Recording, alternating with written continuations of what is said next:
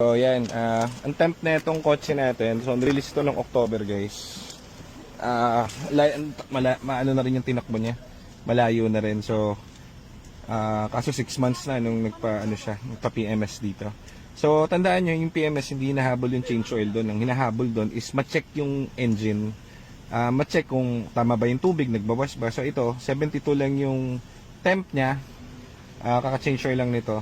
Ang baba pa rin. Ito rin kung paano siya namin iniwan o nirelease sa kanya, ganun pa rin siya. Tapos papalinis lang natin yung engine. Ang dumi na oh. Yung tubig niya, same pa rin. Never daw siya naglagay ng tubig, so walang leak and anything. Fan niya okay pa rin. Radiator niya bago, diba?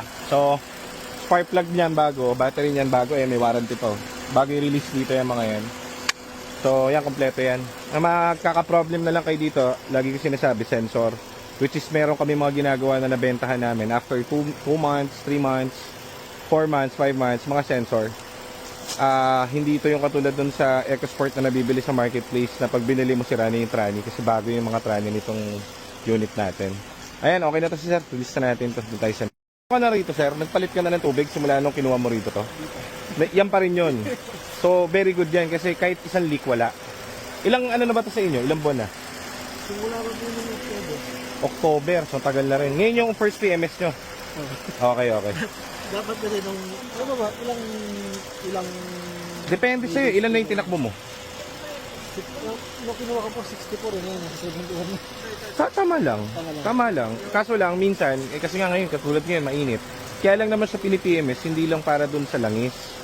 Yun sa, para ma-check lang, yung kunwari, yung tubig mo. So yan, na-check natin, okay lahat. Yung tubig nyo, aircon nyo, lamig.